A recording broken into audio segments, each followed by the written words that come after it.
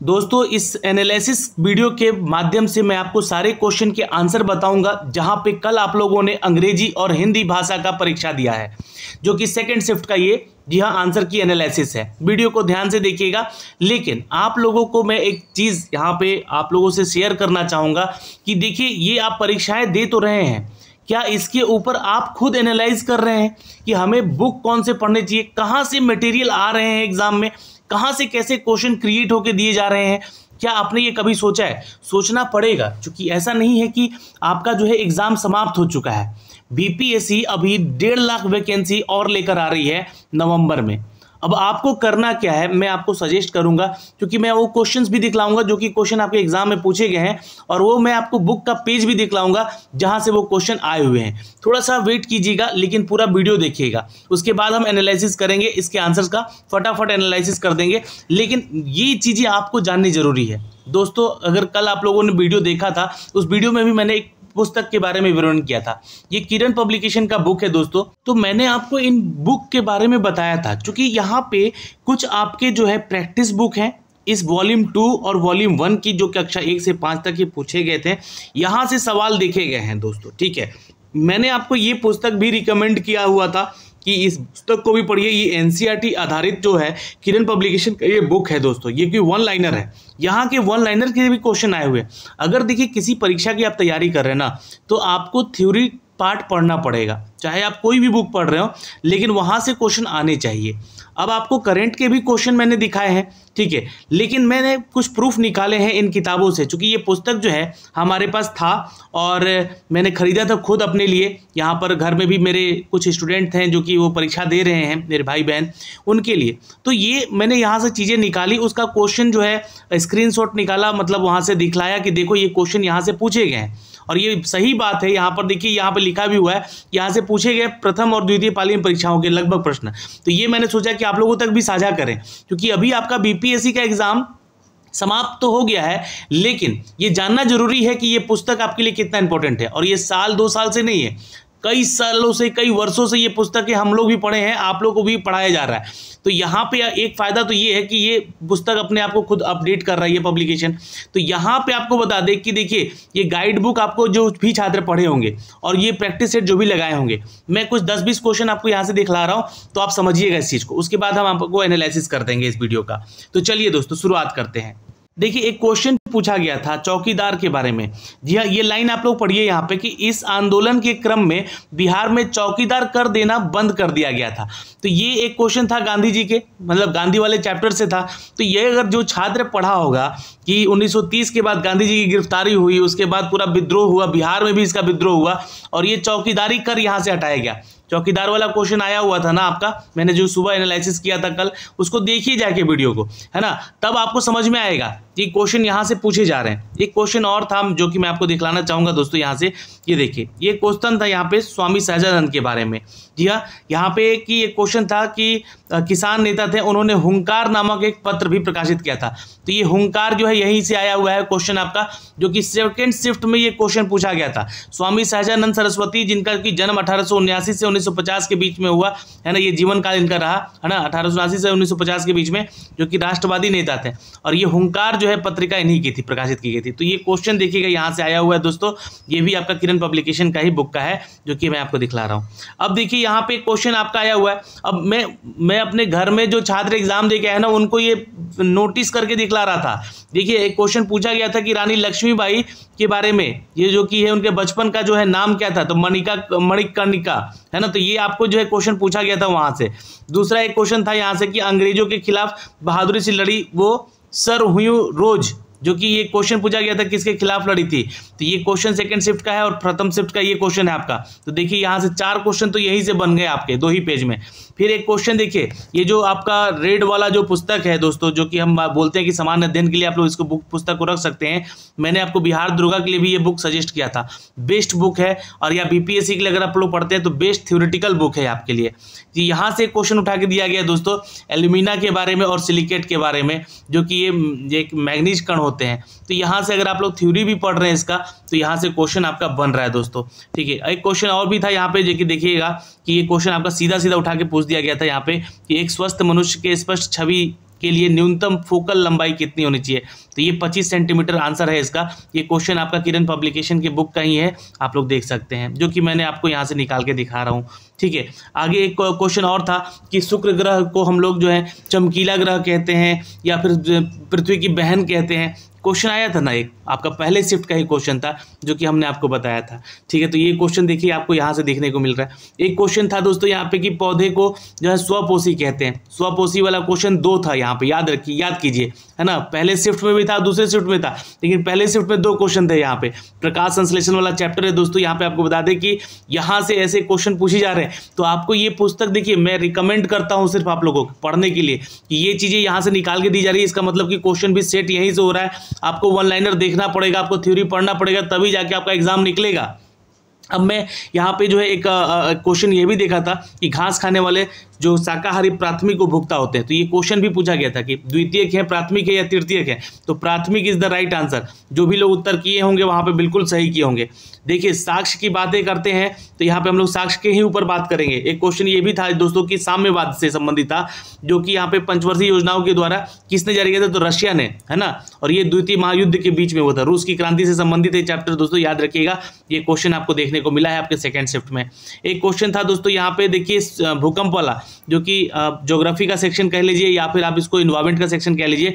तो यहाँ से क्वेश्चन हुआ था, क्वेश्चन नंबर 87 था वो, उसको जाके देखिएगा, है ना। तो ये अगर आप लोग पढ़े होते हैं कि फ्लूटिंग क्या होता है, फोकस क्या होता है, भूकंप क्या होता है, तो ये आप वहाँ पे आंसर आराम से कर सकते थे। तो आपने किया भी है। बहुत सारे छात्र हमको दिखलाएं कि भैया देखिए यहाँ से क्वेश्चन आ रहे हैं, तो हमने सोचा कि चलो भाई इसके ऊपर भी एक ज्ञान आपको वीडियो दे दें कि ताकि आप जो है आगे इन सभी पुस्तकों को अपने पास रखें और अपनी पढ़ाई को जारी रखें, क्योंकि अभी 1.5 लाख की वैकेंसी आने वाली है और ये पुस्तक अपने पास रखनी बहुत ज़रूरी है। ठीक है, देखिए यहाँ पे एक क्वेश्चन था दोस्तों कि पारा, सीसा, कैडमियम। तो कैडमियम के बारे में क्वेश्चन नंबर 11 में पूछा गया है, जो कि यहाँ पे दोस्तों ये सब जो है ये मीनी माता जैसे रोग से संबंधित जो है दुर्घटना आमंत्रित करता है। तो यहाँ से एक क्वेश्चन आया हुआ था आपके परीक्षा में, ये भी क्वेश्चन है यहाँ पे। एक क्वेश्चन नंबर 15 भी आया हुआ है, जो कि संबंधित है दोस्तों ये आपके हेरारिकल से। जैसे कि अगर घास है तो उसको कौन खाएगा, है ना। तो कीट है तो मेंढक, मेंढक है तो सांप, सांप है तो बाज। इससे संबंधित एक क्वेश्चन था आपका, तो ये आपके लिए इंपॉर्टेंट है। खाद्य श्रृंखला में जो जीवधारियों की संख्या होती है, जो भक्षक होते हैं, उनके बारे में क्वेश्चन था ये। तो ये क्वेश्चन हमने आपको वहाँ दिखाया भी था। अच्छा, एक क्वेश्चन ये भी था कि यहाँ पर इसकी मुख्य फसलें, है ना, तो कौन कौन सी मुख्य फसलें हैं, इसके बारे में क्वेश्चन पूछा गया था, है ना। ये सभी जो है रगी फसलें हैं या फिर ये सभी की सभी जो है जायद फसलें हैं, तो कब कटाई होती है, इसके बारे में क्वेश्चन पूछा गया था। तो ये आप यहाँ से टॉपिक पढ़ेंगे तो यहाँ से एक क्वेश्चन ने पूछा गया है।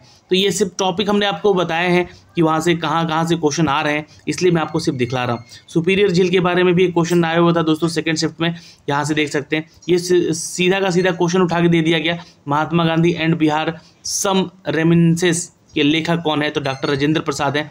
वहाँ पे ऑप्शन नंबर बी था, याद कीजिए, जो कि मैंने आपको वीडियो दिखाया था। फिर एक क्वेश्चन था दोस्तों कि बिहार के जगजीवन राम के बारे में।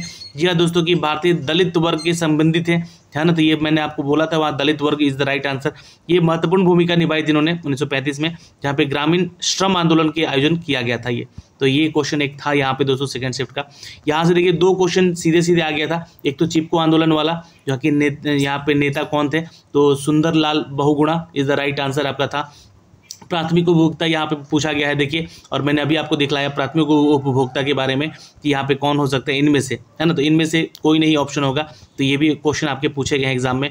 और देखिए जैसा पैटर्न आपको एग्जाम में देखने को मिला है ना, उसी पैटर्न पे भी ये किरण पब्लिकेशन ने भी आपको ऑप्शन दिए हुए हैं। तो ये सब कुछ स्ट्रैटेजी से आपको करवाया जाता है दोस्तों, ताकि जो है आपकी तैयारी और बेहतर बनाई जा सके।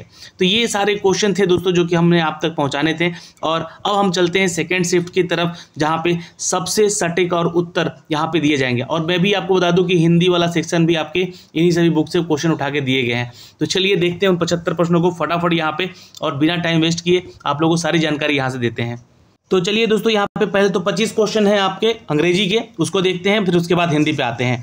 तो 1 से 5 में कह रहा है कि फिल इन द ब्लैंक्स, है ना।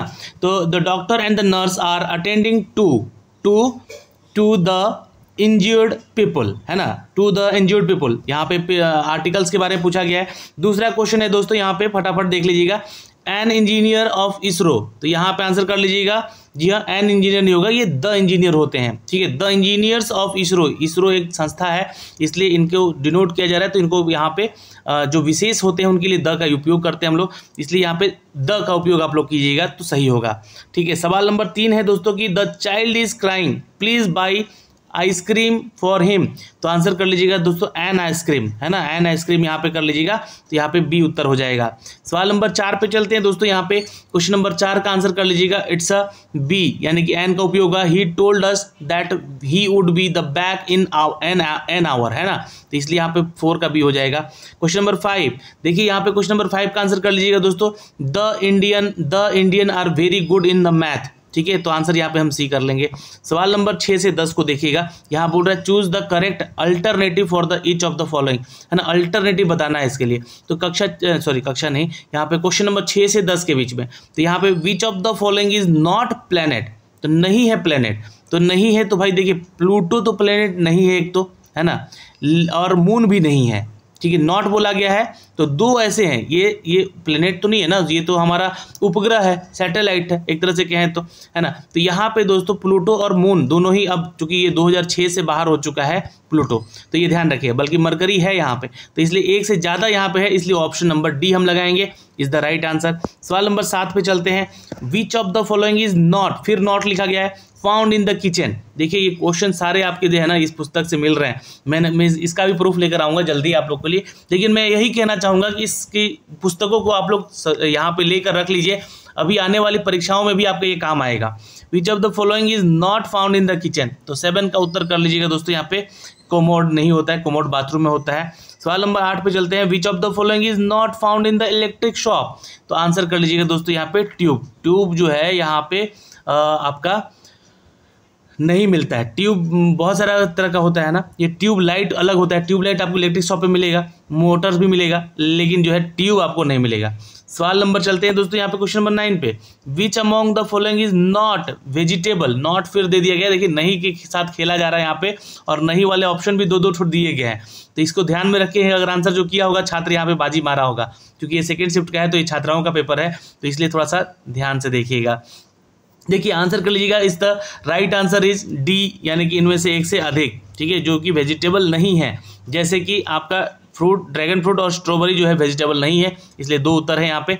आंसर कीजिएगा क्वेश्चन नंबर 10 का, which is one is not found in an office, जो नहीं पाया जाता है, तो आंसर कर लीजिएगा दोस्तों ये वाटर कूलर, जो कि नहीं पाया जाता है। अब देखिए 11 से 15 तक को सॉल्व कीजिएगा, ये बोल रहा है कि सेंटेंस बताना है ना, कंप्लीट करना है सेंटेंस को यूजिंग द करेक्ट अल्टरनेटिव, एक वर्ड से आप सेंटेंस बनाते हैं, तो स्प्रिंग कम आफ्टर, जो स्प्रिंग है, ये जो सीजन है, स्प्रिंग सीजन है, ये किसके बाद आता है, तो 11 का उत्तर कर लीजिए दोस्तों, विंटर के बाद आता है। सवाल नंबर चलते हैं 12 पे आंसर करेंगे, if Monday is the first day, पहला दिन है Monday of the week, which of the 4th day, इतना सिंपल सा सवाल था यहाँ पे, तो आंसर कीजिएगा दोस्तों यहाँ पे 12 का सी, यानी कि थर्सडे।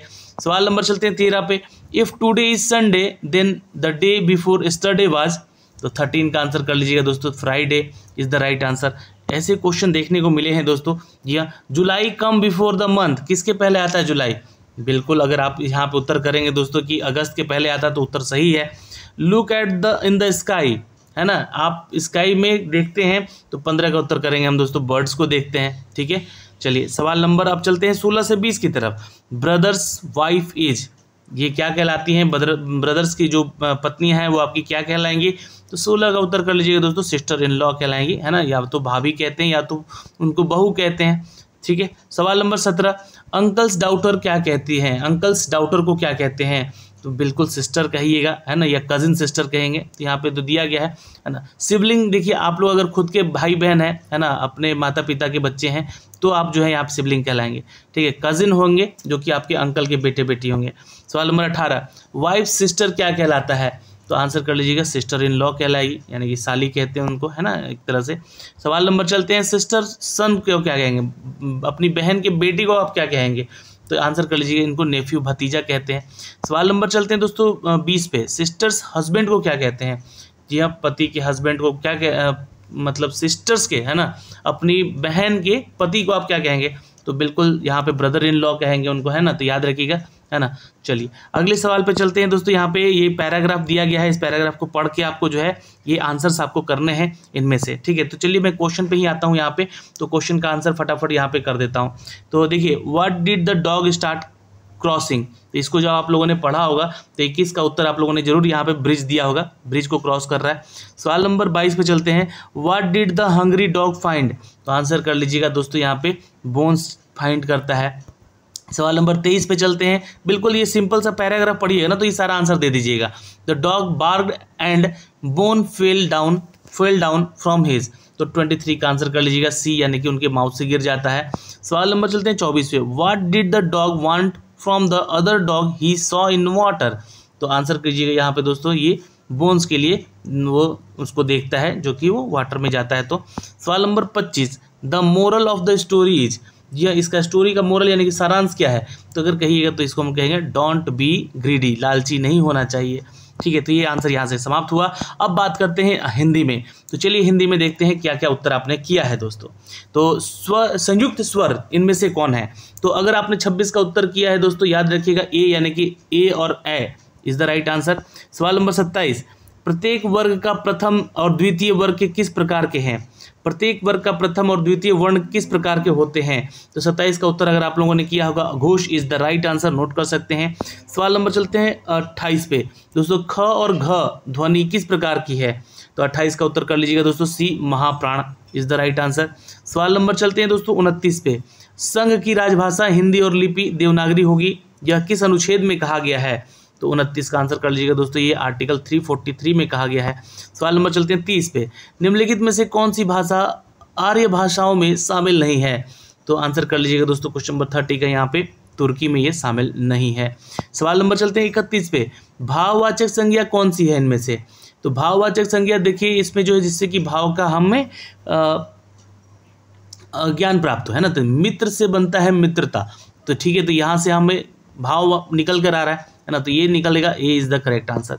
सवाल नंबर चलते हैं 32 पे, निम्नलिखित में से कौन सा प्रश्नवाचक सर्वनाम नहीं है, नहीं बोला गया है, ध्यान दीजिएगा, तो 32 का उत्तर कीजिएगा किसी से, किसी से कोई आप वाक्य नहीं बना सकते ना, ये नहीं है ना।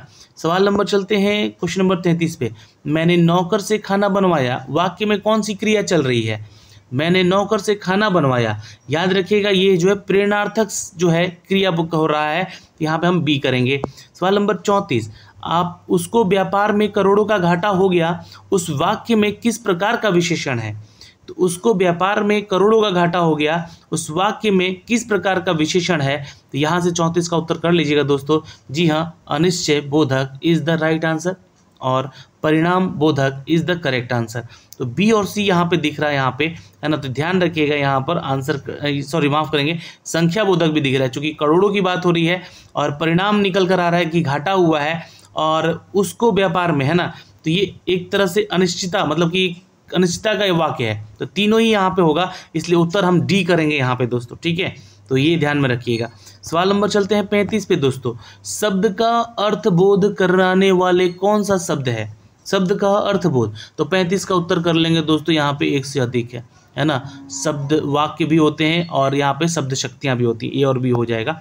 सवाल नंबर चलते हैं दोस्तों यहाँ पे 36 पे, छंदों की गणना किससे की जाती है, तो 36 का उत्तर आप लोग यहाँ पे कर सकते हैं दोस्तों, यहाँ पे सी इज द राइट आंसर, वर्ण और मात्रा से करते हैं, ये आप लोगों को बताया गया है। उपमा अलंकार का निम्नलिखित में से कौन सा अंग है, उपमा अलंकार का निम्नलिखित में से कौन सा अंग है, 37 is the right answer, note कर सकते हैं, ये उपमान होता है, साधारण धर्म होता है, तो एक से उत्तर डी कर लीजिएगा, D is the correct answer. सवाल नंबर चलते हैं 38 पे, पेड़ के पत्ते गिरते हैं, वाक्य में कौन सा कारक है, बिल्कुल उत्तर कर लीजिएगा दोस्तों, 38 का उत्तर यहाँ पे कर लीजिएगा, ये अपादान कारक है, B is the correct answer, note कर सकते हैं। सवाल नंबर 39, मानक भाषा की विशेषता क्या है, तो 39 का उत्तर कर लेंगे दोस्तों, सी यानी कि एक रूपता है, इज द राइट आंसर। सवाल नंबर 40, द्वंद्व समास में कौन सा प्रधान होता है, 40 का उत्तर कर लीजिएगा दोस्तों, ए, दोनों ही पद यहाँ पे समान होते हैं, तो ये याद रखिएगा, इंपॉर्टेंट है क्वेश्चन, या एकदम से आया हुआ क्वेश्चन है। और सवाल नंबर 41, हिंदी भाषा के विकास का सही क्रम क्या है, बिल्कुल याद रखेंगे दोस्तों, 41 का यहाँ पर आंसर कर लीजिएगा, बी, संस्कृत है, प्राकृत है, पाली है और अपभ्रंश है, ठीक है। सवाल नंबर 42, प्रकृत पैगलम के छंद किस रस से संबंधित है, तो आंसर कर लीजिएगा दोस्तों 42 का यहाँ पे। जी हाँ, इट्स अ डी, उपरोक्त एक से अधिक हो जाएगा उत्तर आपका। सवाल नंबर चलते 43 पे, भाषाओं के पारिवारिक वर्गीकरण का आधार क्या है? 43 का आंसर कर लीजिएगा दोस्तों यहाँ पे इतिहास है, इज द करेक्ट आंसर। सवाल नंबर चलते हैं दोस्तों 44 पे आंसर करेंगे, संकलन त्रय की नाटक अवंती जो है नहीं है इनमें से, तो ये ध्यान रखिएगा नहीं बोला गया है, तो 44 का आंसर कर लीजिएगा दोस्तों। जी हाँ, ये क्रिया नहीं है, ठीक है, तो सी उत्तर हो जाएगा हमारा। सवाल नंबर 45, संज्ञा और सर्वनाम के जिस रूप में, है ना, संज्ञा और सर्वनाम के जिस रूप में, ये क्वेश्चन आया हुआ है, देखिए एग्जाम में याद रखिएगा, और संबद्ध वाक्य के किसी दूसरे शब्द के साथ प्रकाशित होता है तो उसे क्या कहते हैं? बिहार दुर्गा का क्वेश्चन है ये। 45 का आंसर कर लीजिएगा। जी हाँ, ये संबंध सूचक होते हैं, B is the correct answer. सवाल नंबर 46, शब्द की जिस शक्ति से उसके सांकेतिक अर्थ का बोध हो वहाँ कौन सी शब्द शक्ति होती है? ये भी क्वेश्चन बिहार दुर्गा का पूछा गया, तो इंपॉर्टेंट क्वेश्चन है ये ध्यान रखिएगा। 46 का आंसर कर लीजिएगा दोस्तों यहाँ पे।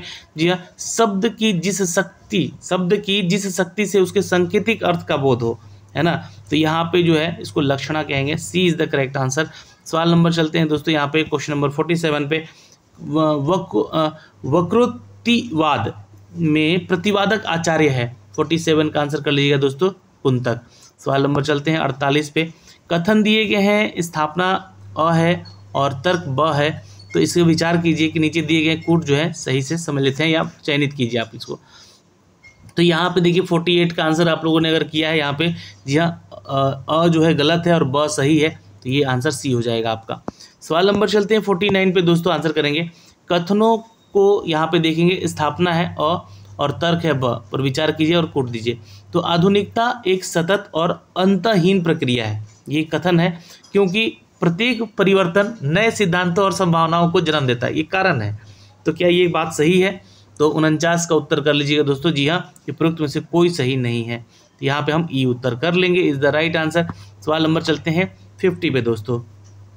अब यहाँ बोला गया है कि शब्द को रेखांकित किया गया है, और रेखांकित शब्दों के लिए आपको 3-5 यहाँ पे विकल्प दिए गए हैं, इनमें से रेखांकित शब्द के अर्थ को दृष्टि से विकल्प चुनकर उत्तर पत्रक में आपको चिन्हित करना है, ठीक है।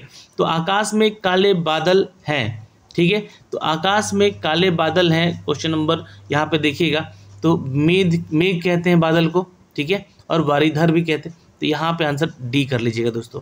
किसान बहुत मेहनत करते हैं, खेती जीवी के लिए संबंधित है ये। सवाल नंबर चलते हैं 52 पे दोस्तों, स्त्री जीवन बड़ा कठिन है, स्त्री को हम लोग कांता कहते हैं ना भाई, तो ये याद रखिएगा, यहाँ पे आंसर सी कर सकते हैं आप लोग। चंद्रमा रात्रि को शोभा बढ़ाता है, चंद्रमा को हम लोग क्या क्या कहते हैं? 53 का आंसर कर लीजिएगा, बी सुधांशु कहते हैं, ये उसका पर्यायवाची है। और जल ही जीवन है, तो जल ही जीवन है, तो जल को हम लोग यहाँ पे क्या कहते हैं? समीर को तो हवा कहते हैं, ललित को क्या कहते हैं? इला को क्या कहते हैं? तो 54 का उत्तर कर लीजिएगा दोस्तों, इनमें से कोई नहीं, है ना, इला भी नहीं होता है जल, और ना ही ललित होता है ना। ललित यानी कि ललित कुछ शब्द है, मुझे ध्यान नहीं आ रहा। इला भी एक वर्ड है जिसको कि हम लोग शायद हवा को ही कहते हैं, है ना, और ये यहाँ से याद रखिए, इनमें से कोई नहीं होगा, ई ऑप्शन हो जाएगा। सवाल नंबर चलते हैं दोस्तों 55 पे, सहकारी, देखिए क्वेश्चन आया हुआ है आपके किरण पब्लिकेशन का ही पुस्तक है, अब ये उपसर्ग छांटना है यहाँ पर, है ना, और उत्तर पत्रक में आपको चिन्हित करना है। तो सहकारी में जो उपसर्ग है, उपसर्ग यानी कि जो आगे लगे, तो 55 का उत्तर यहाँ पे कर लीजिएगा दोस्तों, ये सह इज द राइट आंसर। सवाल नंबर चलते हैं दोस्तों 56 पे, सुडौल में जो है आपका जो है 56 का उत्तर कर लीजिएगा दोस्तों, यहाँ पे ई इनमें से कोई नहीं, है ना, सुडौल में सिर्फ सु लगा है उपसर्ग। और अभ्युदय में जो है आपका 57 का आंसर कर लीजिएगा दोस्तों, अभी लगा है, जो कि इसका उपसर्ग है। सवाल नंबर चलते हैं 58 पे, बदमाश में उपसर्ग क्या है? तो आंसर कर लीजिएगा दोस्तों 58 का यहाँ पर, जी हाँ, ए यानी कि बद इज द राइट आंसर। सवाल नंबर चलते हैं 59 पे, संपूर्ण में उपसर्ग क्या है? तो याद रखिएगा दोस्तों, यहाँ पे शम है, क्षमा, है ना। अब सवाल नंबर चलते हैं 60 पे दोस्तों, यहाँ पे बोला गया है कि निम्नलिखित शब्दों में कौन सा समास है? तो ये बताना है। यथाशक्ति जो है आपका कौन सा समास है? तो इनमें से कोई नहीं है, ठीक है, याद रखेंगे, ये पुरुष कर्मधारय समास है ऐसे। और शीतोष्ण जो है आपका दोस्तों, याद रखेंगे, इनमें से कोई नहीं है शीतोष्ण, है ना। ये त्रिभुवन जो है आपका जो है ए यानी कि द्विगु समास है ये, है ना। और 63 अन्न अन्न जल अन्न जल अंजल अंजल जो है यहाँ पे आपका कैसा समास है, तो ये द्वंद्व समास है। कैसा समास है? द्वंद्व समास है। ठीक है, तो आंसर ए कर लीजिएगा। यहाँ पर जब भी हाइफन लगे ना बीच में, वो द्वंद्व समास होता है। नीलकंठ, तो नीलकंठ जो है आपका जो है ये बहुव्रीहि समास है। ठीक है, अब चलते हैं 65 से 69 की तरफ। दोस्तों यहाँ पे आंसर कीजिएगा। शब्दों के लिए अनेक अर्थ, दिए गए विकल्प जो कि सही उत्तर नहीं है ना, इसका सही अर्थ नहीं है, वो नहीं बोला गया है इसमें। क्वेश्चन में ध्यान दीजिएगा, बहुत लोग यही गलती कर किए होंगे, लेकिन फिर भी पेपर बहुत आसान था, आप लोग यहाँ से क्वालिफाई जरूर हो जाएंगे। तो 65 का आंसर कर लीजिएगा अज। अज का जो है ये विलोम जो है ना, अनेक अर्थ है ना, अनेक अर्थ यानी कि पर्यायवाची कह लें तो नहीं है, तो इसका हम लोग क्या निकालेंगे? उल्टा, है ना। तो अज अज जो है यहाँ पे याद रखिएगा, तो इसका हो जाएगा स्यो। ठीक है, सवाल नंबर चलते हैं 66 पे। अर्थ, अर्थ का उल्टा क्या हो जाएगा? तो 66 का आंसर कर लीजिएगा दोस्तों अक्षर। सवाल नंबर चलते हैं दोस्तों यहाँ पे हरी, तो हरी जो है इज द 67 का आंसर कर लीजिएगा इसका बी, मेंढक। ठीक है, जो कि इसका अर्थ नहीं है ना, ये अनेकार्थ नहीं है, ये पूछा गया है। इसका ये मतलब ये नहीं कि आप यहाँ पे विलोम शब्द बताएं। ठीक है, चलिए 68 उत्तर। उत्तर जो है यहाँ पे इसका जो है आपको बताना है कि ये अनेक अर्थ है, निम्नलिखित शब्दों में से अनेक अर्थ हैं जो कि दिए गए विकल्प में सही उत्तर नहीं है उसका। तो उत्तर का यहाँ पर आंसर कर लीजिएगा दोस्तों बी, यानी कि उल्टा, इसका जो है अनेकार्थ नहीं है। सवाल नंबर 69 जलज, जलज का उत्तर हो जाएगा यहाँ पे दोस्तों डी, यानी कि एक से अधिक, है ना, जो कि उसका एक से ज़्यादा है। कमल है, नक्षत्र है, जो कि जलज नहीं है। 70 से 74 के बीच में बताना है कि वाक्यों से विशेषण को पहचान कर सही विकल्प बताना है। ठीक है, तो विशेषण करके इसका सही बात, मैंने प्रतियोगिता में दूसरा स्थान पाया है, तो 70 का उत्तर कर लीजिएगा दोस्तों, यहाँ पे दूसरा है जो यहाँ पे विशेषता बता रहा है। सवाल नंबर चलते 71 पे। बाहर कोई व्यक्ति घंटी बजा रहा है, तो इसमें विशेषता क्या है? जी हाँ, 71 का आंसर कर लीजिएगा कोई व्यक्ति जो है वहाँ घंटी बजा रहा है, उसकी जो कोई व्यक्ति है वो। यह विद्यालय मेरा है, तो 72 का उत्तर कर लीजिएगा दोस्तों यहाँ पे। जी हाँ, यह जो है विद्यालय मेरा है, ये उसकी विशेषता है। सवाल नंबर 73 मोहन 4 किलो बर्फी तुलवा रहा था, 73 का आंसर कर लेंगे दोस्तों यहाँ पे बी, यानी कि 4 किलो जो है ये विशेष है। सवाल नंबर चलते हैं दिल्ली की ऊंची इमारतें हैं, तो 74 का उत्तर कर लीजिएगा दोस्तों, ऊंची जो है इसकी विशेषता है। सवाल नंबर 75 से 68 में बोलता है कि शुद्ध वाक्य चुनिए, है ना। तो चलिए जो भी है शुद्ध यहाँ पे बताना है। वह शनिवार के दिन चला गया, वह शनिवार के दिन चला गया, तो 75 का यहाँ पे उत्तर हम करेंगे वह शनिवार को चला गया, ये सही वाक्य है। सवाल नंबर चलते हैं यहाँ पे 76 पे। कमला बहुत विद्वान है, तो यहाँ पे आंसर कर लीजिएगा दोस्तों सी, यानी कि कमला बहुत विदुषी है। सवाल नंबर चलते हैं 77 पे। वे कहाँ जाना है लिखा गया है 77 पे, तो आंसर कर लीजिएगा दोस्तों यहाँ पे सी, यानी कि उन्हें कहाँ जाना है। ठीक है। सवाल नंबर चलते हैं 78 पे। मुझे फल आम का अच्छा लगता है, 78 का आंसर कर लेंगे दोस्तों यहाँ पे ए, यानी कि मुझे आम अच्छा लगता है। अब देखिए 79 से 82 के बीच में दिया गया है कि तत्सम शब्दों को चुनिए, है ना। तो चुल्ली जो है ये किसका तत्सम है, इसका तत्सम क्या होगा, तो 79 का आंसर कर लेंगे दोस्तों यहाँ पे ए, चूल्हा। ठीक है। सवाल नंबर चलते हैं सूची यानी कि 80 नंबर पे सूची है, तो सूची का हो जाएगा तत्सम दोस्तों यहाँ पे याद रखेंगे सुई इज द राइट आंसर। सवाल नंबर चलते हैं दोस्तों कास्ट लिखा गया है, कास्ट यानी कि 81 पे है, तो इसका जो है तत्सम क्या बनेगा, कास्ट को हम लोग कहते हैं तत्सम, यानी कि संस्कृत में उसका क्या उच्चारण होगा, है ना। तो कास्ट 81 का आंसर कर लीजिएगा दोस्तों सी, है ना, लकड़ी, है ना, जो भी हिंदी वर्ड का संस्कृत में उच्चारण है उसका तत्सम है। ठीक है। सवाल नंबर चलते हैं स्वर्ण, ठीक है, तो याद रखेंगे 82 का यहाँ पे बी हो जाएगा सोना। ठीक है। अब आगे बढ़ते हैं, आगे चलते हैं, आगे है यहाँ पर 83 से 86 तक का बोल रहा है कि अशुद्ध शब्दों के लिए 5 विकल्प दिए गए हैं, तो शुद्ध शब्द को चुनकर बताना है। तो सन्यासी का जो सही लिखा हुआ शब्द है दोस्तों 83 का आंसर कर लीजिएगा, ये सन्यासी ऐसे लिखते हैं। सवाल नंबर चलते हैं त्याजय को हम लोग लिखते हैं कैसे भाई, तो 84 का आंसर कीजिएगा त्याज्य, है ना। सवाल नंबर चलते हैं 85 पे।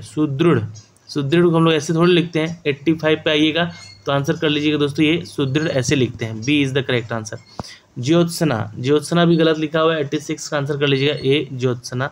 सवाल नंबर चलते हैं दोस्तों 87 पे। जो सब कुछ जानता है उसे हम लोग कहते हैं, ये वाक्य में बताना है कि 5 विकल्प दिए गए हैं, है ना। ये वाक्यांश, वाक्य या वाक्यांश के लिए 5 शब्द दिए, इनमें से विलुप्त जिसमें जो उपयुक्त है विकल्प उसको चुनकर पत्र में चुनेगा। जो सब कुछ जानता है उसको क्या कहते हैं? 87 का आंसर कर लीजिएगा दोस्तों, ये सर्वज्ञ। सवाल नंबर 88, जो वचन से परे हो, जो वचन से परे हो, 88 का आंसर कर लेंगे दोस्तों यहाँ पे बी, यानी कि वर्णातीत। जो भूमि उपजाऊ हो, 89 का कह लेंगे इसको हम लोग सी, उर्वर। सवाल नंबर चलते हैं दोस्तों 90 पे, जिसका इलाज ना हो सके इसको कहते हैं असाध्य।